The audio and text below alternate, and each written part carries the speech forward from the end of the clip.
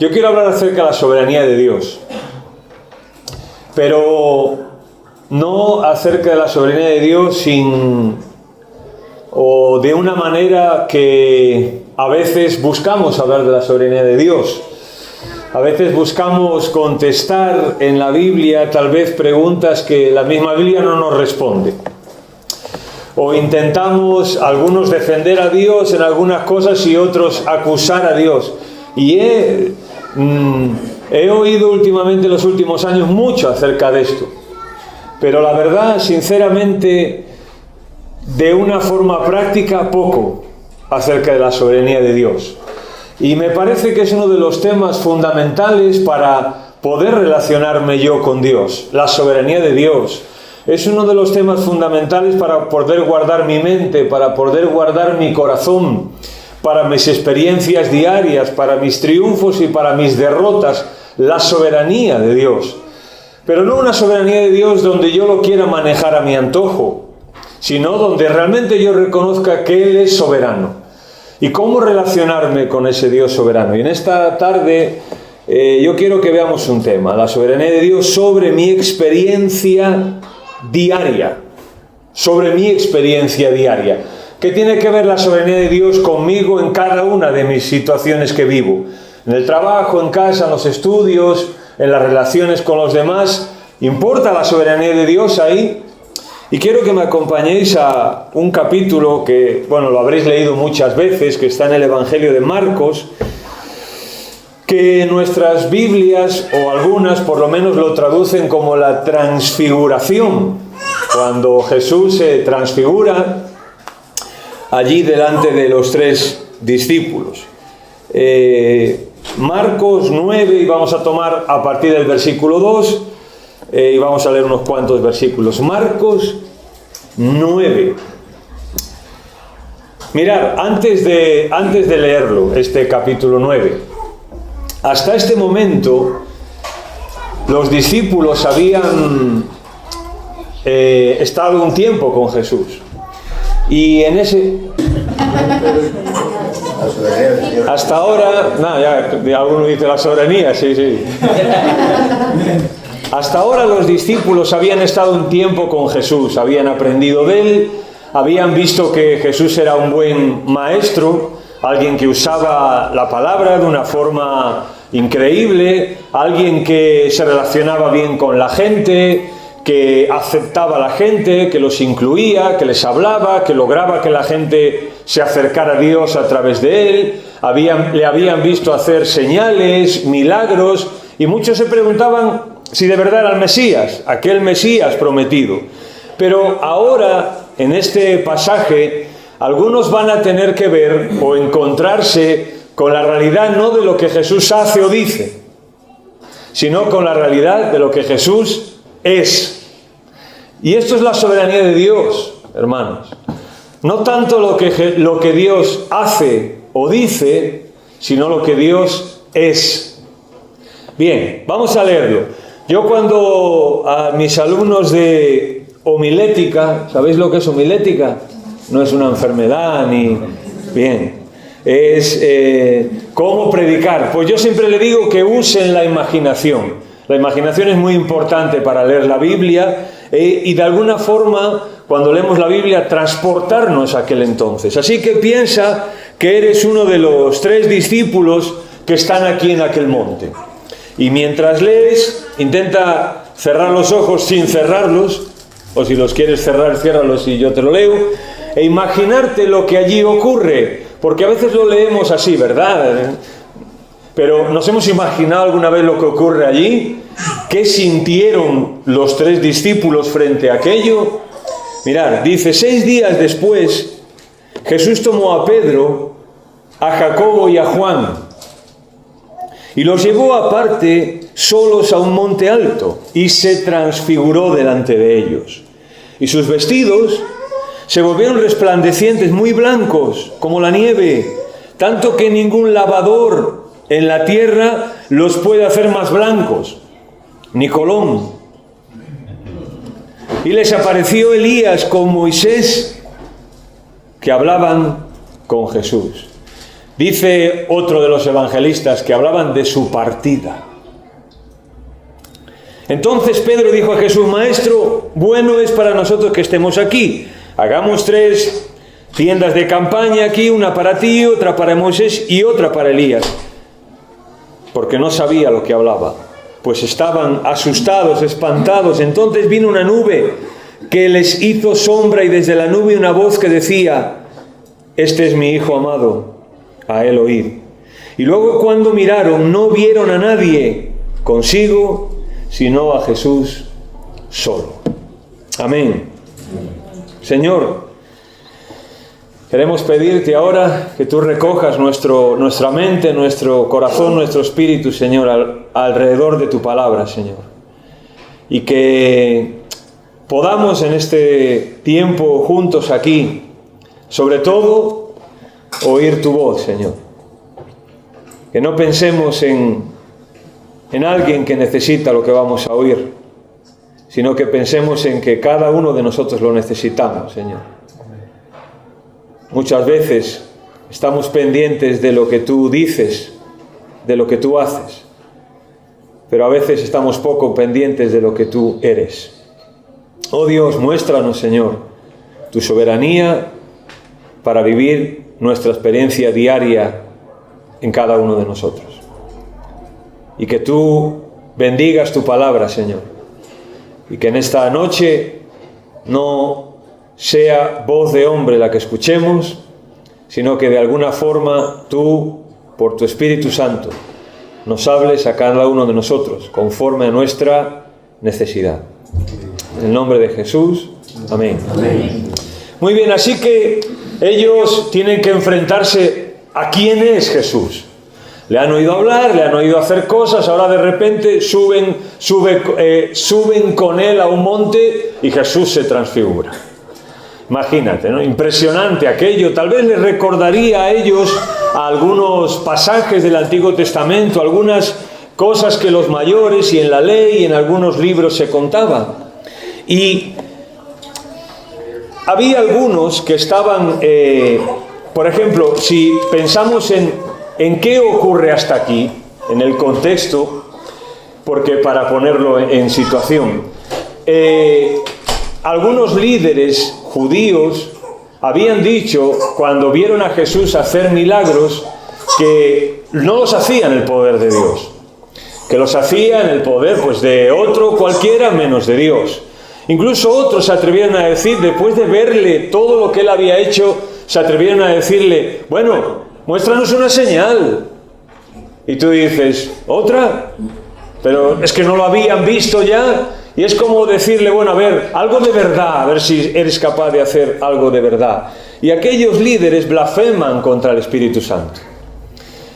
De tal manera de que ya no había más que decirles, ya no había más que probarles. Y si aquello no le servía, pues ya no le iba a poder servir absolutamente nada más. Y Pedro le confiesa. Pedro dice: Señor, tú eres el Cristo. Tú eres el Cristo. Pero a partir de ahí, Pedro pues tiene mucho que aprender. Porque Jesús le dice que él se va a ir y lo van a arrestar y lo van a matar. Y Pedro lo toma a un lado y le dice: Señor, esto, a ver, entre tú y yo, esto que no te pase, o sea, a ver, Señor, no. Y Pedro sabemos que le dice: apártate de mí, apártate de mí. Y luego les dice a ellos: si alguno quiere venir en pos de mí, niéguese a sí mismo, tome su cruz y sígame. Yo, entre paréntesis, si quieres una definición entre muchas que pueda haber de la soberanía de Dios de una forma práctica, piensa en esto. O sea, ¿qué es la soberanía de Dios? Cuando Dios te dice: si quieres seguirme, niégate a ti mismo, toma tu cruz y síguelo. Y ahora es cuando Jesús anuncia a algunos de los que están ahí, no van a morir sin ver el reino de Dios, y ya tenemos esto. Por tanto, la soberanía de Dios no empieza en lo que yo hago, sino en lo que yo soy. Así es. Vivir la soberanía de Dios no es solo vivir haciendo lo que Él quiere. no es solo vivir obedeciendo lo que Él quiere, sino es viviendo lo que ya soy, su hijo. Muchas veces estamos más pendientes a ver qué tenemos que hacer, a ver cómo podemos vivir la vida cristiana, a ver cómo podemos comportarnos como hijos de Dios. ¿Verdad que sí que lo hacemos?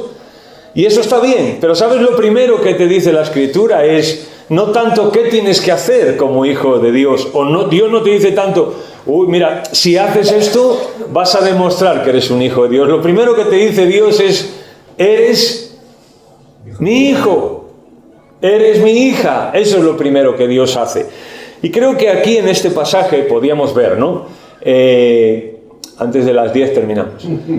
Algunos principios, 4 principios quiero que veamos, sobre la soberanía de Dios en mi experiencia diaria aquí en este texto. Primero,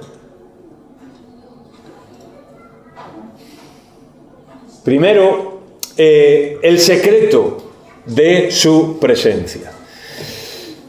Jesús, cuando quiere mostrarse a algunos de los discípulos tal y como Él es, su gloria, su soberanía, su majestad, su santidad, los toma aparte. Y allí se les muestra el secreto de su presencia. Los llevó aparte solos a un monte alto. Mirad, hermanos, Dios no es una religión. Nos hartamos de decirlo, ¿verdad? Dios no es una idea, no es un concepto, ni siquiera es una iglesia, Dios. Ni siquiera son 4 paredes. Dios es Dios. Y tenemos que entender lo que implica en cuanto a la soberanía de Dios en mi experiencia diaria, el secreto en su presencia.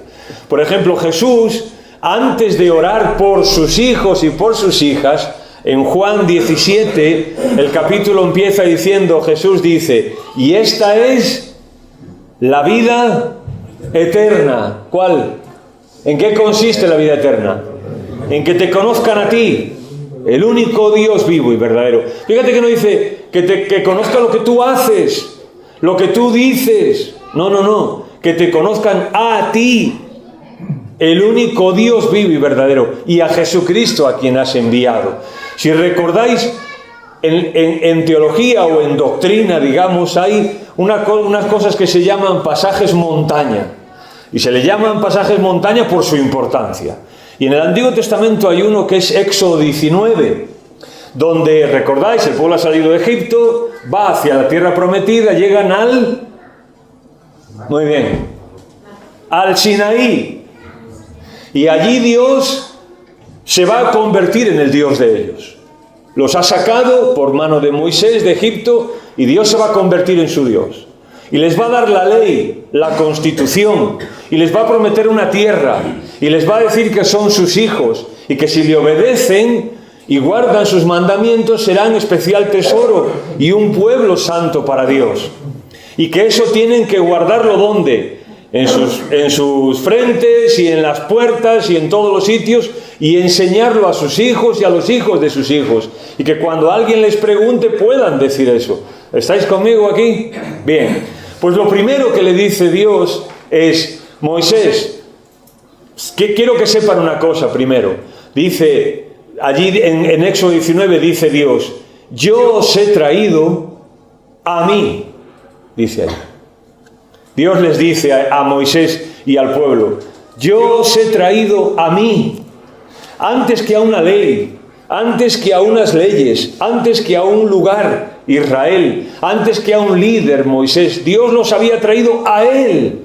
Y sabemos que cuando llega Jesús, ellos no entienden esto todavía. ¿Por qué no lo entienden? Porque ellos habían sustituido la ley. Entendedme lo que voy a decir, por favor, que nadie se me escandalice. Ellos habían sustituido la ley por Dios. Y la ley, que era un libro, a fin de cuentas, llegó a ser más importante que Dios. Y llegaron a olvidarse de Dios. ¿Recordáis? Jesús les cuenta una historia a los fariseos y a los escribas, que decían, oye, este se junta con los pecadores y come con ellos. Y Jesús cuenta 3 parábolas, la de la moneda perdida, no, primero es la oveja, ¿no? La oveja perdida, la moneda perdida y el hijo pródigo. Y fíjate tú que decimos el hijo pródigo. ¿Por qué? ¿Es que esa es la historia de el hijo pródigo? No. La parábola empieza diciendo que tenía un padre, 2 hijos. Pero mira, uno de ellos es verdad que se fue. Y uno de ellos vivió perdidamente. Pródigo significa despilfarrador. Era un pródigo, despilfarró todo y no tenía una relación con su padre. Y él se fue de su casa.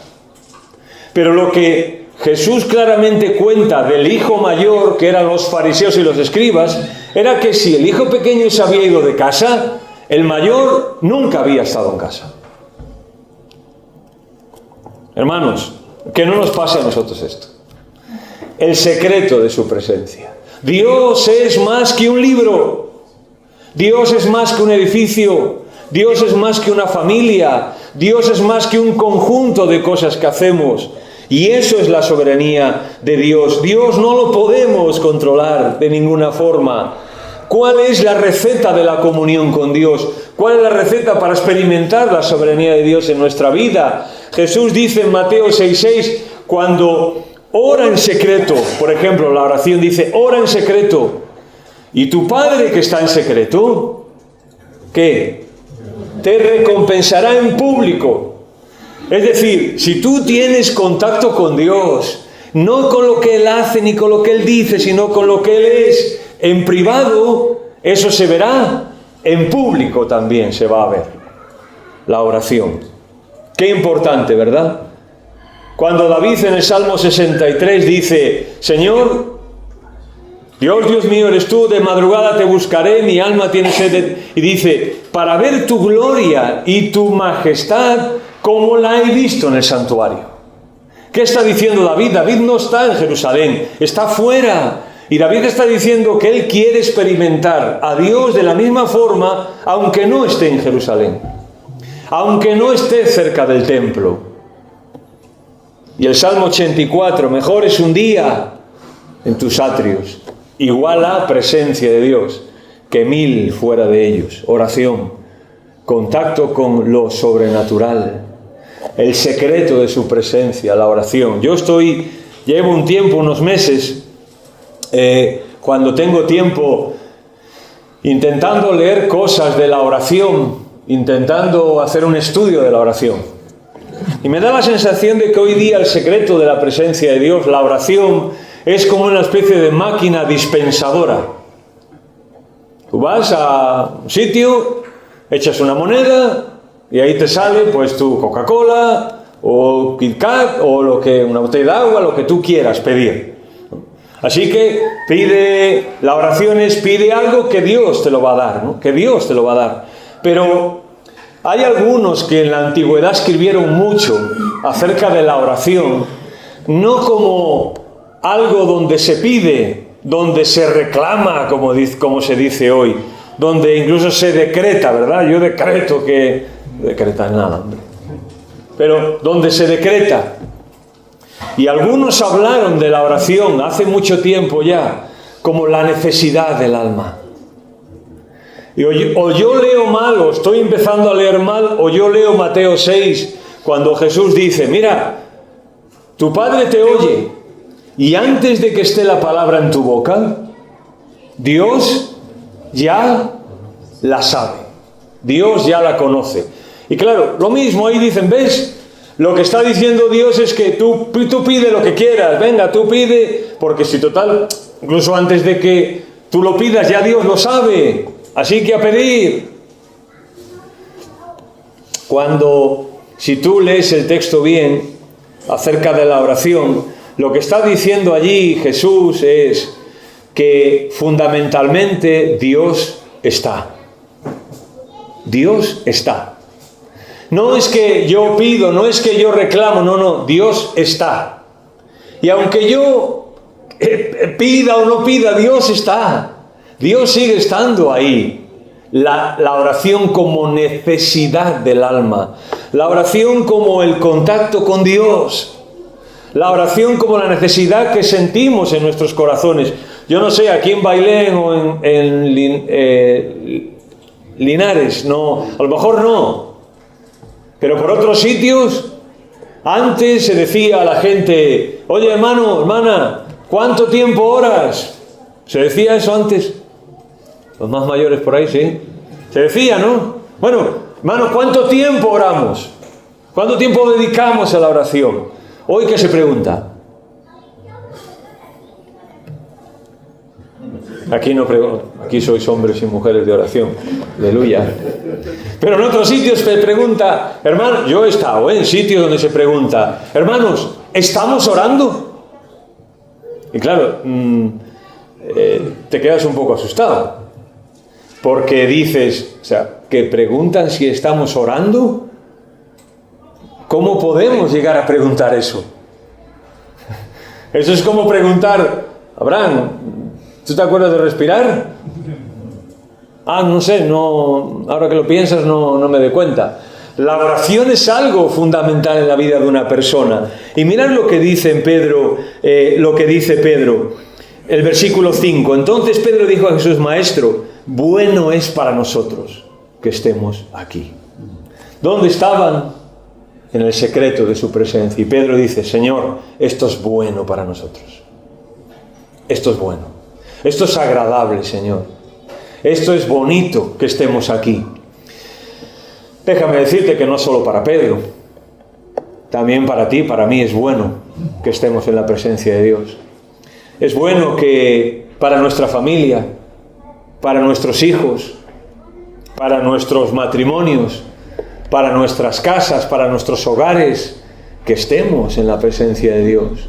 Un profesor mío que ya se jubiló hace un par de años, con 80 años, él decía que él desde que terminó su carrera universitaria empezó a servir al Señor, pues a lo mejor con, 25, pongamos, hasta los 82, 83 años. 60 años sirviendo al Señor. Y él decía que hubo algo, fundamentalmente hubo algo que le hizo decidir toda su vida servir al Señor. ¿Sabéis cuál fue? Él todavía vive en Nueva Zelanda. Y él decía que cuando él se levantaba en algún momento, por la mañana o por la noche, o iba al baño o lo que sea, en algunas circunstancias, en muchas ocasiones, siendo un niño muy pequeñito, veía entre la puerta entornada, veía a su padre orando de rodillas. Y mencionando en alto, pues él se llamaba Guillermo y tenía una hermana, me acuerdo, no me preguntes el nombre de la hermana porque no, María. Pues él recuerda que él escuchaba a su padre orar por Guillermo y por María. Y recuerda a su padre también a veces llorar y pedirle perdón al Señor por cosas que habían pasado, por cosas que habían ocurrido. Y eso transformó la vida de un niño, de un padre que entendía que vivir en la soberanía de Dios no es tanto en lo que Dios dice o en lo que Dios hace, sino en lo que Dios es para él. Segundo lugar,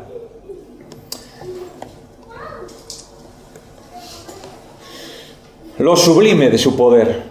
Nos dice que cuando él estuvo allí se volvieron sus vestidos blancos, como la nieve. El Marcos intenta de alguna forma poner en palabras lo que posiblemente es muy difícil, de cómo explicas tú cómo una luz allí, no sé qué ocurrió. Pero quiero que me acompañéis porque hay un pasaje en 2 Pedro 1, que Pedro relata lo que allí ocurrió. ¿Y por qué es muy importante 2 Pedro 1? Porque aquí en Marcos 9, por ejemplo, tenemos el relato en sí. Pero 2 Pedro 1 es la interpretación apostólica de lo que allí ocurrió. Por eso es importante. Porque Pedro ya nos interpreta las cosas, no las cuenta, sino que lo interpreta. ¿Entendéis lo que...? ¿O me explico? Yo sé que vosotros entendéis, pero ¿me explico? Bien, dice allí el versículo 17, 16, pero porque, fijaros que, es que ya solo tendríamos que estar todo el rato aquí hablando de esto, pero dice versículo 16, porque no os hemos dado a conocer el poder y la venida de nuestro Señor Jesucristo siguiendo cuentos, sino como habiendo visto con nuestros propios ojos su majestad. Porque cuando Él recibió de Dios Padre honra y gloria, le fue enviada desde la magnífica gloria una voz que decía: este es mi Hijo amado en el cual tengo complacencia. Y nosotros oímos esa voz enviada del cielo cuando estábamos, ¿dónde? Con Él, ¿dónde? En el Monte Santo. Ahora quiero decir algo de esto. Lo sublime de su poder. Mirad, Pedro no habla de luces. Pedro no habla de vestidos brillantes. No habla de gloria. No habla de fuegos artificiales. No habla de cosas imponentes. Ni siquiera habla de Moisés ni de Elías. Porque tal vez eso no era lo importante ahí, cuando hablamos de lo sublime de su poder. Por tanto, lo sublime de su poder, digo yo, de nuevo, no es tanto lo que Él hace por ti, sino quién Él es para ti. A veces identificamos el poder de Dios con lo que Él hace, ¿verdad que sí? Oramos, si Dios obra como nosotros hemos pedido, decimos: ¡ah! Dios es poderoso. ¿Sí o no? Veo un poco dormidos, ¿no? Pero si Dios no hace lo que nosotros queremos, ¿qué pasa? Ya como que damos un paso atrás. Pero lo importante en lo sublime de su poder no son tanto los dones que Él nos da, sino el dador de los dones. No tanto lo que hay en la mano lo que pueda haber en la mano, sino de quién es la mano. Él no es poderoso por lo que hace, sino por lo que es. Eso es poderoso. Él no es soberano por lo que hace, sino por lo que es. Espero que me estéis entendiendo en esta noche. Él no necesita una enfermedad, una necesidad para mostrar su poder. Porque si no, estamos reduciendo a Dios como una especie de Avengers o de Superman, una especie de superhéroe cósmico que está ahí, ¿no? Y de repente mueve su brazo omnipotente, ¿verdad? Como decimos con la oración, no, es que la oración es el músculo potente que mueve el brazo omnipotente de Dios. Y no sé, nos imaginamos a Superman viniendo, ¿no? Con la necesidad o algo. Tampoco Dios es un camarero celestial. Es que no, yo voy a pedir esto y Él me lo tiene que traer, ¿no? Como yo digo en algún sitio, en cuanto a esto, te puedes escandalizar las cosas que hay por ahí. Algunos predicadores hasta le piden a Dios, le cuentan, cuando dicen, bueno, ahora el Señor va a hacer esto. Y les cuentan, 1, 2, 3. Eso no es Dios. Eso no es lo sublime de su poder. Eso no es lo sublime de su poder. Pedro dice que oyó la voz, ¿no? Pedro dice que la oyó. Y Pedro tendría que enfrentar muchas cosas en su vida. Y algunas de ellas negativas. Y algunas de ellas difíciles. Pero mirad, el poder de Dios no responde o no obedece a mi voluntad, sino a su voluntad. Dios está no para cumplir los sueños de nadie, ni los caprichos de nadie, y entendedme, ni las necesidades de nadie. Dios está, su poder está sujeto a lo que Él es, exclusivamente a lo que Él es. Y todo lo que Él hace, lo hace para su gloria, Por eso Pedro dice allí que cuando iba a ser honrado por el Padre y glorificado, oyeron una voz que dijeron: este es mi Hijo. Es decir, Dios obra siempre de acuerdo a su gloria, siempre lo hace. Y no está para cumplir mis sueños. Estoy yo para cumplir los de Él. ¿Eso significa que Dios es un Dios caprichoso? ¿Significa que Dios es un Dios insensible? ¿Significa que Dios no es un Dios que siente compasión? Santiago dice: toda buena dádiva y todo don perfecto, ¿de dónde viene? ¿De Papá Noel? No, dice, viene de Dios. Todo don perfecto y toda buena dádiva y todo don perfecto desciende de Dios, del Padre de las luces, en el cual no hay sombra ni mudanza de variación. ¡Qué bien! ¡Qué bien que yo no puedo manipular a Dios! ¡Qué bien que yo no estoy para convencer a Dios! ¡Qué bien que Dios no es alguien que está... Bueno, a ver si le doy esto a Antonio o no se lo doy. A ver cuántas veces me lo pide.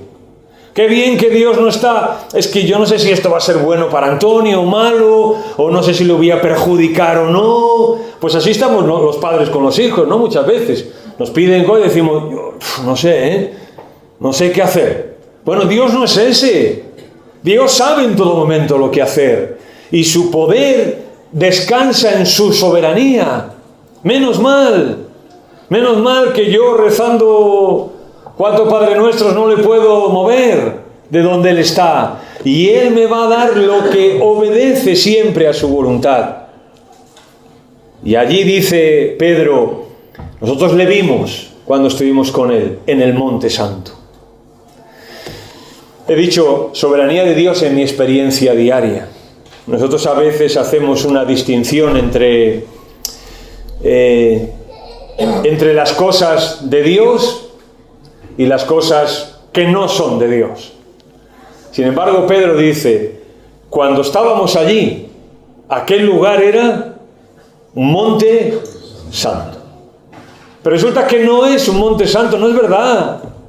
Si no, coge un avión y vete hasta allí hoy, puedes ir. Y mira a ver qué de santo tiene aquel monte. Pues igual que cualquiera de los que hay por aquí, o en Huelva, o donde sea. Es un monte como otro cualquiera. Ahora, ¿por qué era santo? Porque estaba allí, ¿quién? El Señor. El Señor estaba allí, por tanto aquello se convirtió en santo. Cuando estamos hablando de la soberanía de Dios en mi experiencia diaria, es lo mismo. Parece que con lo que nosotros hacemos, como nosotros nos comportamos, vamos a ser hijos de Dios, como nosotros, las cosas que no hagamos, vamos a agradar a Dios. Y yo no digo que eso sea verdad, pero me explico. Nosotros somos santos, ¿por qué? Porque Jesús está en nosotros. Porque el Espíritu Santo está en nosotros. Jesús dijo: yo me voy a ir, pero vendrá otro Consolador, el cual estará con vosotros y en vosotros. O sea, dentro de vosotros. Somos propiedad de Dios. Y la soberanía de Dios se muestra ahí precisamente. En coger a 2 o 3 pecadores como somos cada uno de nosotros aquí y transformarnos en hijos de Dios, hijas de Dios. Allí en el texto dice que aparecieron Moisés y Elías y hablaban con Jesús. Como dije, otro evangelio dice que hablaban de su partida. De su partida. ¿Y sabéis cuál es la palabra que allí aparece? Éxodo. ¿A qué os suena?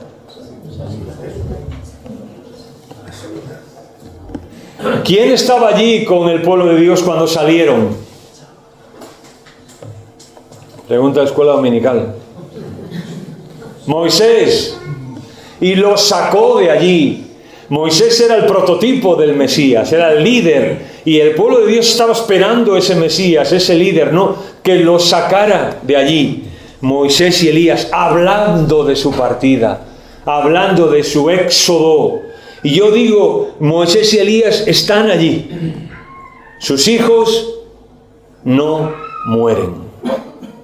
Los hijos y las hijas de Dios no mueren. Un día nos veremos. Y si te han precedido seres queridos, pues los vas a ver. Yo tengo una madre y 2 hermanos. Pues allí los voy a ver. íbamos a estar allí. Y otras personas muy queridas. Y sus hijos de Dios, los hijos de Dios están allí y les sirven. ¿Quién dijo que Moisés no entró en la tierra prometida? ¿Quién dijo que no entró en la tierra prometida Moisés? Aquí está, aquí. Y es Moisés. Y está en la tierra prometida. Y lo sublime de su poder abre un abanico increíble ante nosotros. Porque si Moisés está ahí, quiere decir que Dios no limitó la vida de Moisés a sacar a un pueblo caprichoso y cabezón de allí y aguantarlos durante 40 años. No limita eso. Ni a Elías de perseguir a unos profetas y andar escapando de otros y ahí pasándolas mal. No, la eternidad se abre ante nosotros cuando hablamos de lo sublime de su poder. Allí están Moisés y Elías. Es decir, ¿vale la pena vivir en la soberanía de Dios cada día? Claro que vale la pena, porque aquí no se acaba todo. Pablo, que no la pasó muy bien también, dice en Romanos 8:18, estoy seguro que las aflicciones del tiempo presente no se pueden comparar con la gloria venidera que ha de manifestarse cuando Jesucristo sea revelado.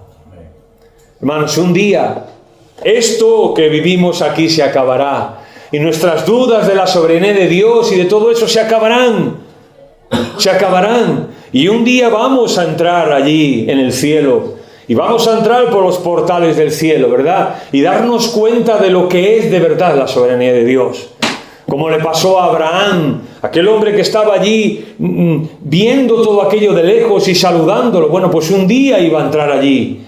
Y Hebreos 11 dice que por lo cual Dios no se avergüenza de llamarse Dios de ellos, porque les ha prometido una ciudad. Lo sublime de su poder no es que Dios ande cumpliendo mis caprichos aquí ahora. Lo sublime de su poder obedece a que la eternidad se abre ante mí. Y cuando un día nosotros lleguemos al cielo y lleguemos a su presencia, no nos vamos a avergonzar ni nada que se le parezca, porque allí Hebreos dice, Dios no se avergüenza de llamarse Dios de ellos. Como si Dios tuviera que decir, hombre, José Luis, fíjate tú lo que te he hecho yo pasar y a lo que te he hecho renunciar para darte esto, ¿no? Pues vaya, se me cae la cara de vergüenza. No, al revés. Cuando veamos aquello, creo que al que se nos va a caer la cara de vergüenza es a nosotros. Y que hemos estado aquí por lo sublime de su poder, por ninguna otra razón. A ver si se nos quita la cabeza ya.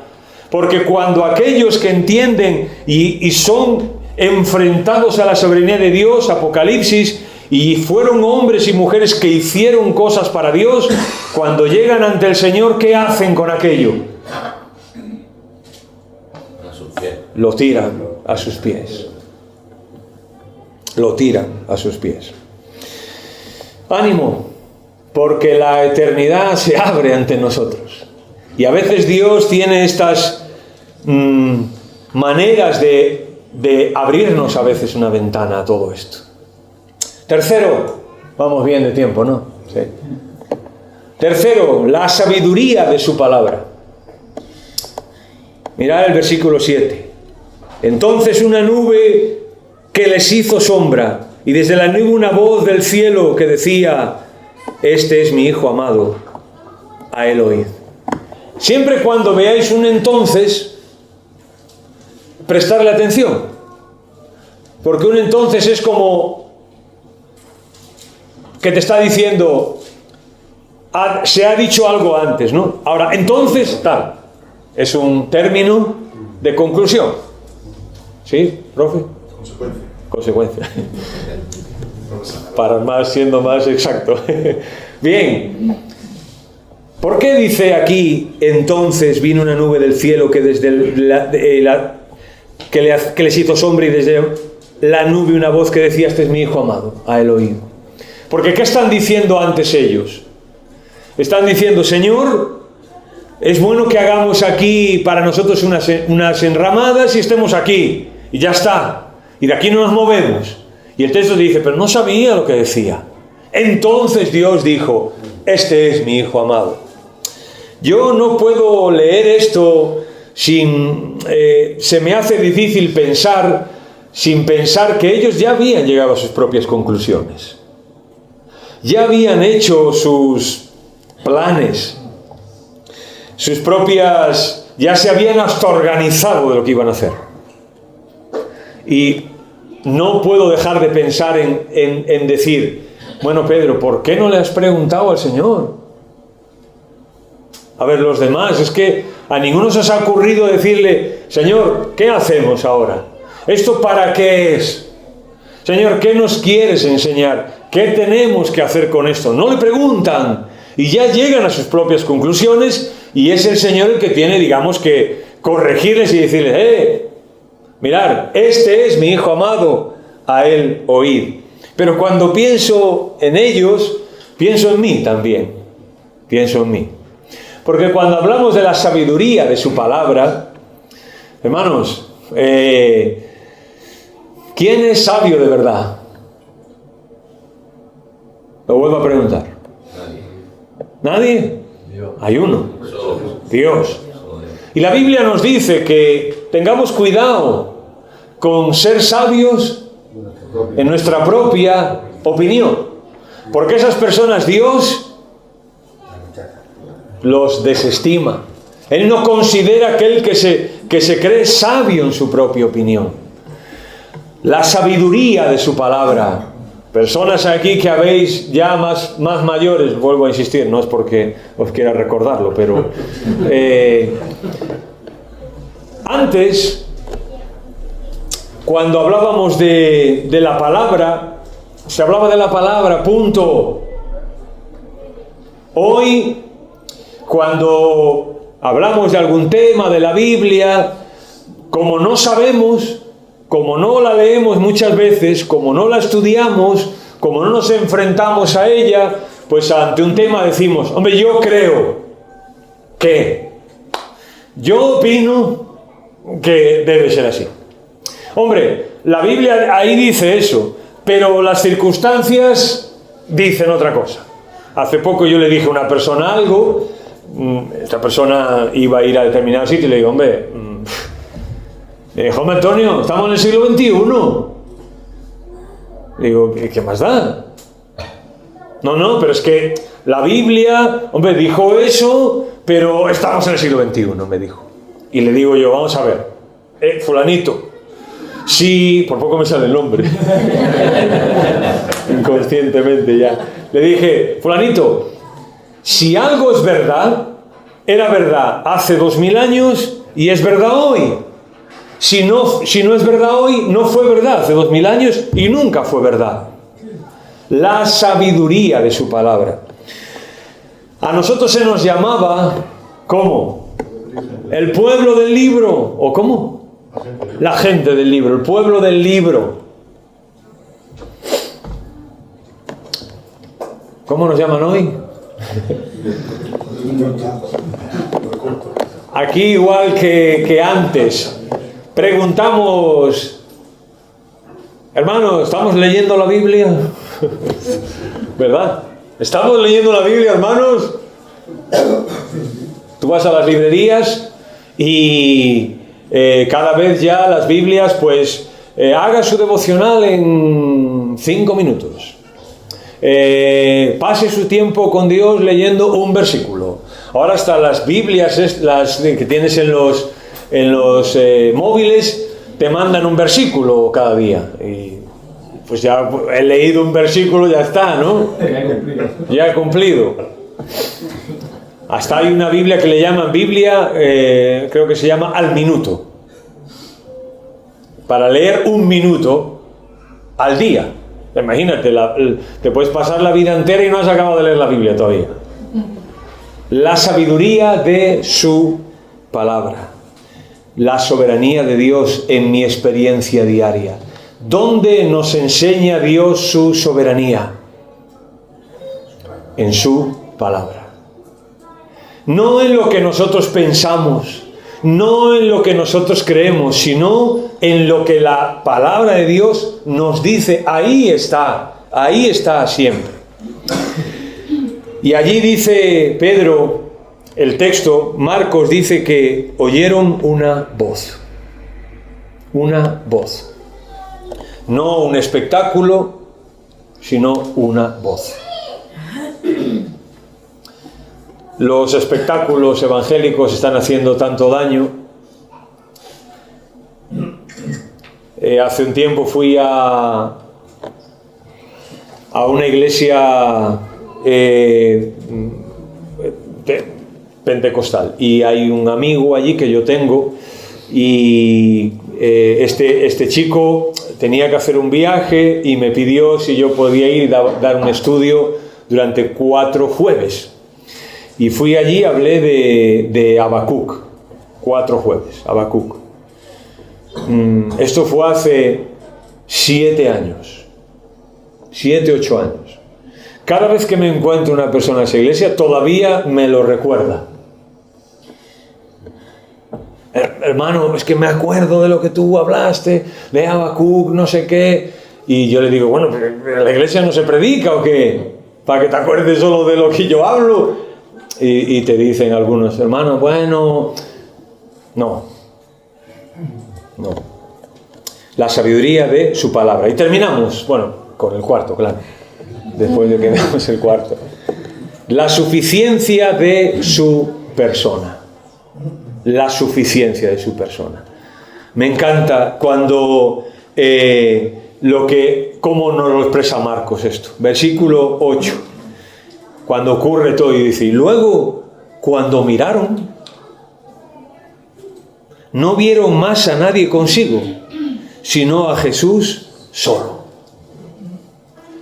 Más que sacar doctrina de aquí o enseñanzas, de aquí lo que saco es una experiencia, la suficiencia de su persona. Ellos dicen, después de todo lo que allí pasó, al final, ¿qué quedó?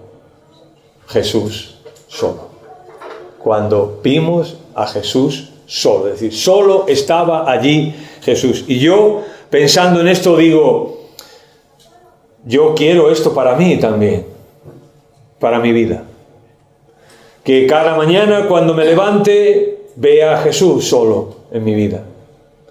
Que en medio de mis circunstancias, que eso vamos a hablar también el domingo por la mañana, que en medio de mis circunstancias pueda ver a Jesús solo.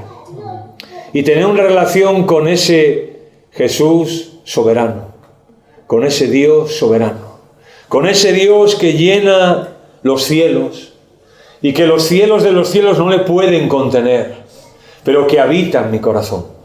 Con ese Dios que dice habita en la eternidad, pero que se humilla y se inclina hacia cualquier persona. Con ese Dios que es capaz de hacer el mundo haciendo así. Con ese Dios que según Isaías, cuando en la segunda parte del libro de Isaías, dice que coge la tierra con sus 3 dedos. Y es verdad, porque cuando tú coges tierra, no la sueles coger así, la sueles coger así en un pellizco, con 3 dedos.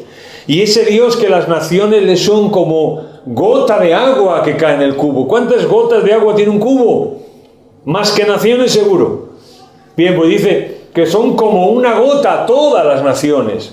Sin embargo, a Israel, a un pueblo que en esa segunda parte del libro de Isaías, ya posiblemente Israel está en el cautiverio, un insignificante, un pueblo rebelde que había desobedecido a Dios, y le dice, yo soy Jehová, el hacedor tuyo. Israel, yo te redimí, Israel. Yo te puse nombre, Israel. Tú eres mío.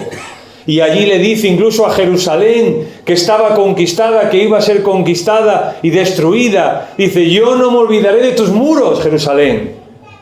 ¿Por qué? Porque en las palmas de mis manos te llevo tatuada. Jerusalén, tatuada en las manos. Y cuando termina ya al final de todo, en Isaías 53, ¿verdad? Isaías 52, 13, cuando allí dice, he aquí mi siervo. Y durante siglos Israel, todavía el día de hoy, creían que ese siervo eran ellos.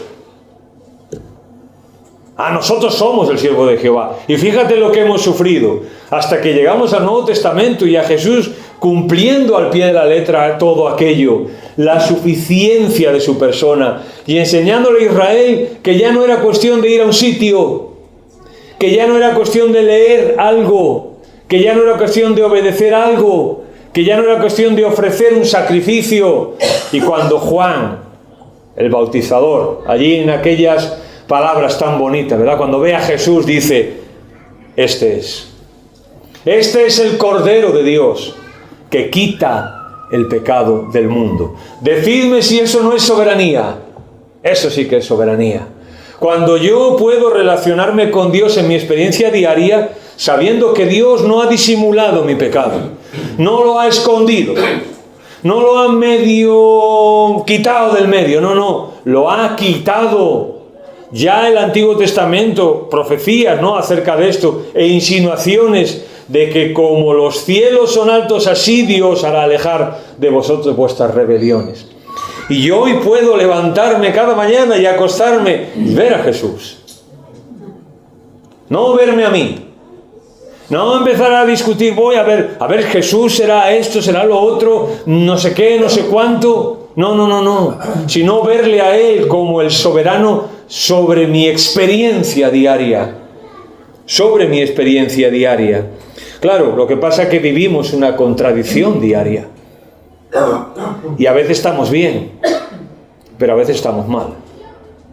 Y a veces somos capaces de verle, y a veces no somos capaces de verle. Y a veces somos capaces de tener fe, y a veces no tenemos fe. Y a veces decimos, qué impresionante el Señor, cómo Él obra y cómo Él es todopoderoso. Y a veces pensamos, ¿dónde está Dios? Que no está haciendo nada. Y a veces tenemos peticiones y cosas en nuestra experiencia diaria y pensamos que Dios no está haciendo nada para demostrar su soberanía. Y nos duele y nos cuesta llegar a estas cosas. Pero Jesús, en una de las últimas partes, cuando se despide de los discípulos, les dice aquellas palabras que hemos leído tantas veces y que me da la sensación, el primero yo, y me da la sensación que no las podemos captar. Cuando Jesús les dice a los discípulos, toda autoridad me es dada en el cielo y en la tierra. Eso lo decimos como el manual de hay que evangelizar. Pero ¿creéis que Jesús estaba pensando en eso? ¿Cómo les dejo a la iglesia un manual de evangelizar? Bueno, pues venga, veas. No. Jesús les dice, toda autoridad me es dada. Por tanto, id y haced discípulos, bautizadlos. Y he aquí. Y cuando veas un he aquí, también párate. Y he aquí, yo estoy con vosotros todos los días hasta el fin del mundo. Yo no sé qué va a pasar mañana conmigo, pero sé que Jesús va a estar conmigo. Yo no sé cuáles son tus necesidades, no te conozco. No sé cuáles son tus necesidades, tus luchas, tus dificultades, tus batallas, tus pecados. No sé cuáles son, pero Él sí lo sabe. Él sí lo sabe. Y Él pondrá toda su soberanía dispuesta para hacer su voluntad, que va a ser lo mejor también para mi vida. Él es nuestra meta. Él es nuestra meta. Dice el autor de Hebreos, puesto los ojos en Jesús. Y es nuestro ejemplo también. Y vivir en la soberanía de Dios no me hace un esclavo, como algunos pueden pensar. Es que Dios manda, ¿no? Entonces yo soy el esclavo aquí. Eso, entre paréntesis, fue lo que dijo, en otra ocasión hablaremos de la parábola del hijo pródigo. Cuando el hijo mayor le dice al padre, yo he trabajado para ti tantos años. Lo que está diciendo es, yo he sido un esclavo para ti. Y el libro de Malaquías, allí se expresa también que había un pueblo que lejos de hacer las cosas para Dios por devoción, las hacían por obligación. Por obligación.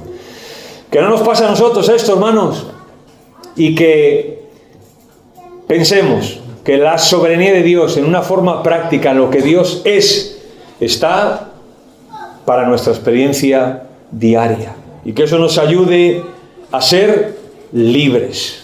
Jesús dijo, conoceréis la verdad, y lee el contexto de eso, es precioso. Conoceréis la verdad, y la verdad os hará libres. ¿Quién nos hace libres? Jesús. Un Dios soberano es el que nos hace libres para servirle, no libres para hacer lo que queremos, sino lo que quiere Dios. Señor, te damos gracias por este tiempo aquí juntos, también por tu presencia y por tu palabra, Señor, en esta noche. Sabemos, Señor, que no somos esclavos porque pensemos en que tú eres un Dios soberano, sino todo lo contrario, Señor. Y estamos aquí no porque debamos estar, ni porque nadie nos obligue, sino que estamos aquí porque queremos. Y porque queremos, Señor, vivir cada día bajo tu soberanía, Señor. Enséñanos, Señor, enséñanos. Enséñanos lo sublime de tu poder, Señor. Enséñanos la suficiencia de tu persona. Enséñanos la sabiduría de tu palabra, Señor. Y que cada día en nuestras vidas vivir en tu soberanía sea tan liberador para nosotros, tan reconfortante para nosotros, tan agradable, que querramos someternos a ti, Señor, y hacer tu voluntad, que como dice tu palabra, siempre es buena, agradable y perfecta. Gracias, Señor, por tu presencia, y que el Espíritu Santo aplique, Señor, y recuerde a nuestros corazones y a nuestras mentes lo que tú nos dices en tu palabra, Señor. En el nombre de Jesús te damos las gracias. Amén. Amén.